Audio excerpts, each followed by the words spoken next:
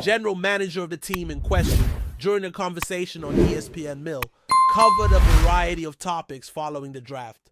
There are some subjects I really want to explore further, so we'll be discussing those soon. Additionally, there's a new development involving a running back who has become a free agent. Will he return to play for the Browns? Is another team interested? That's something we'll also dive into. The support we've been receiving lately has been incredible. The reaction to the draft has been outstanding, and I'm grateful to everyone who follows us and continues to value the content we provide. We're closing in on 123,000 followers with fewer than 300 to go. If you'd like to join this space and be part of the group receiving daily content, this is the perfect place. So don't forget to subscribe. Now let's talk about what was mentioned. The plans for the offensive line are quite intriguing. What's going to happen in that area? It was mentioned that one player will start at left tackle, as the team believes he can perform well in that role. His former college coach also thinks he can handle playing on the left side. Keep that in mind. Furthermore, it was emphasized that the team would like to have everything settled before training camp begins to avoid too many changes during the preparation period. Some points to consider. I don't think they want to move a player from his current position, but they're open to the idea if they believe the best configuration of the five involves that player shifting to right tackle. There are many considerations regarding the team's stability as training camp approaches, making sure players aren't moved unnecessarily. One important point is that while the team might not intend to move a player from his current position, they seem receptive to doing. So if they determine that the best combination involves another player as the right tackle, in that scenario, the athlete could move to the left side, being evaluated as one of the main components of the offensive line. Clearly the most effective. I'm not ruling out that possibility, but it seems they would prefer not to make that change. They appear to view this player as an ascending right tackle in the league, comparable to another player in Detroit. That comparison doesn't suggest he's reached that level yet, but it indicates he's on a promising trajectory with the potential to become one of the NFL's top right tackles.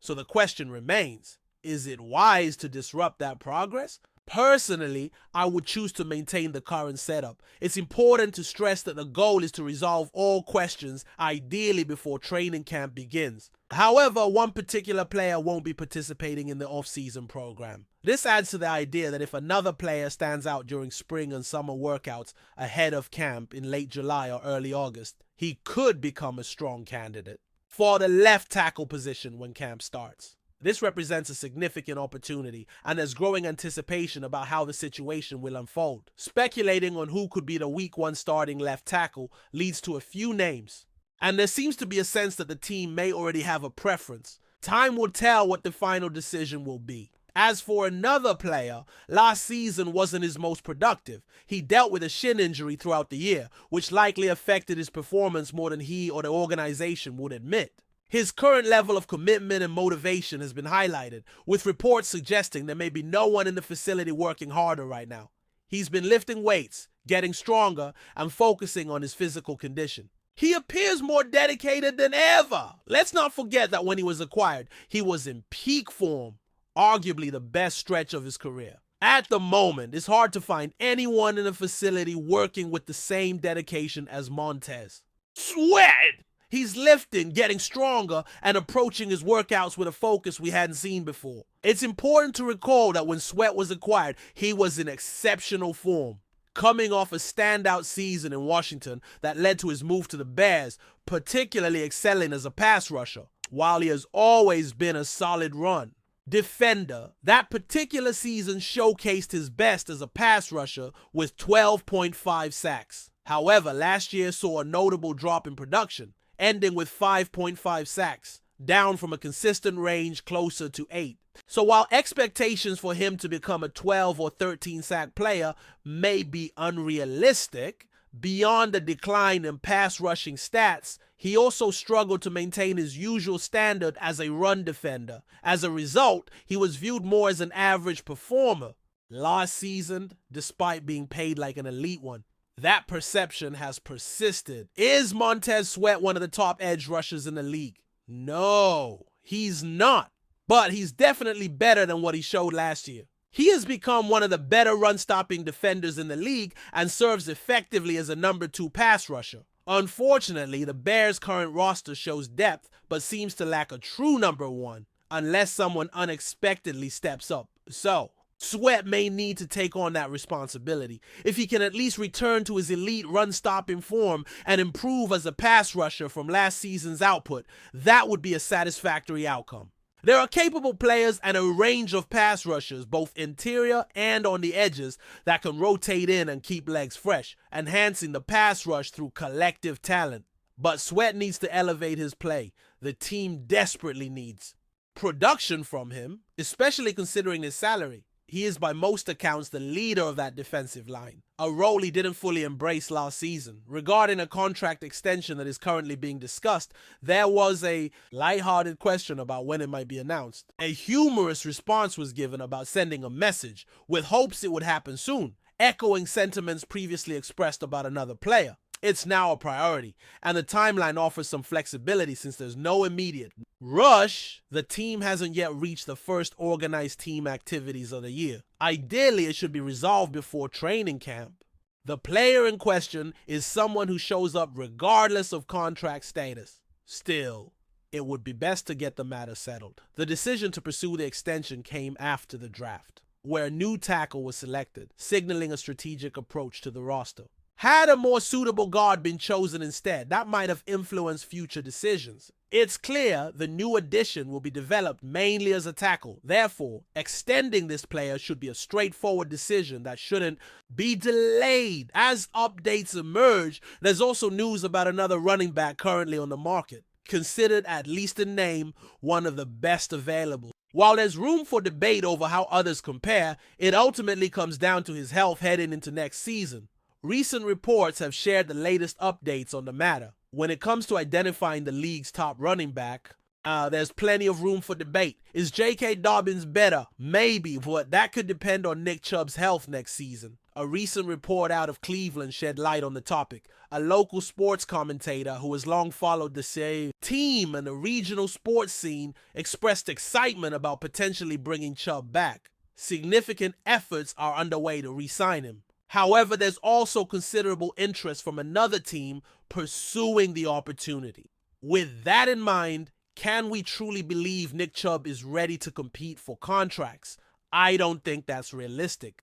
2 seasons ago, he suffered a serious knee injury. Also, let's not forget he broke his foot last year. He's reportedly fully recovered and training hard, but his injury history in recent years has raised concerns. In the 8 games he played last season, his production wasn't particularly notable. That's something I've pointed out before. And I'll say it again, he looked more like his old self toward the end, but I don't believe he's at his peak. He'll turn 30 this season, but I still see potential for better performance than what we saw in his limited appearances last year. An interesting point came up regarding the team's offense. A player was encouraged to show desire to join the team and play in the backfield. This discussion emerged in the context of reflections on the quarterback and offensive tactics. A former league executive with deep insight into the sport made relevant comments. The message was clear: disregard one team and focus on another. I believe the new team offers a better opportunity than the previous one, not only in terms of competitiveness, but also due to the recent addition of 2 running backs who seem NFL ready. So if the player stayed with the former team, there's a real chance he would become the 3rd option in the offense. Furthermore, the new team might become stronger, especially with the recent addition of those 2 running backs. Both seem ready for the league. If he re-signed, he could fall to 3rd on the depth chart. However, by signing with the new team, the worst case scenario is that unless he's completely out of shape, he'd be the number 2.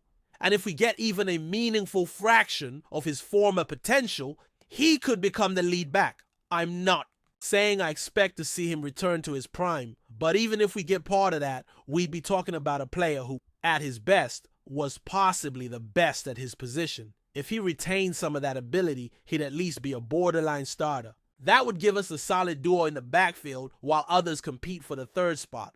The running back group would look much more promising than it does now. One of the new backs might shine and be ready to break out. It's possible one was underutilized in the past, as mentioned in a recent interview. I believe with a more effective offensive line, his power could be more evident. Still, I'm not sure he can handle double the touches per game. Could he?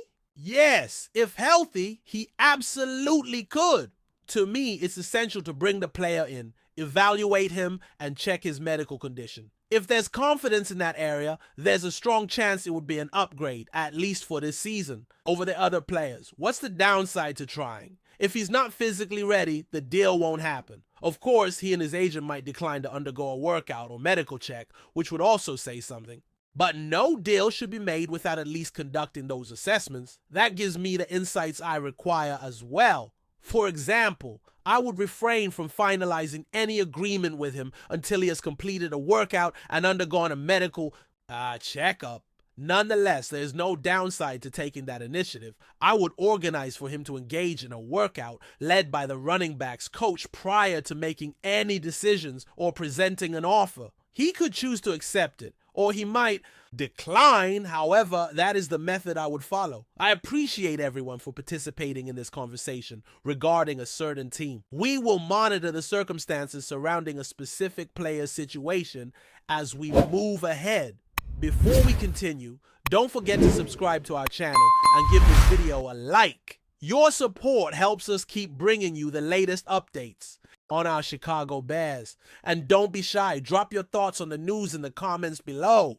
DJ Moore, one of the brightest wide receiver talents in the NFL, has dropped a bombshell on the Chicago Bears organization. In a candid and emotional statement, Moore expressed his frustration with the lack of appreciation from the Bears management, making it clear that he feels undervalued in Chicago. The 26-year-old has been a standout player since entering the league, and his remarks have sent shockwaves throughout the league, especially given his promising start with the Bears. Moore's words, while surprising, are not entirely out of the blue. Since joining the Bears, his performances on the field have been impressive, but the team's struggles in recent seasons, particularly at the quarterback position, have limited his ability to showcase his full potential. Despite the challenges, Moore's talent has never been in question, and his playmaking ability continues to earn him the respect of teammates and opponents alike. However, it seems that Moore's growing dissatisfaction has reached a boiling point.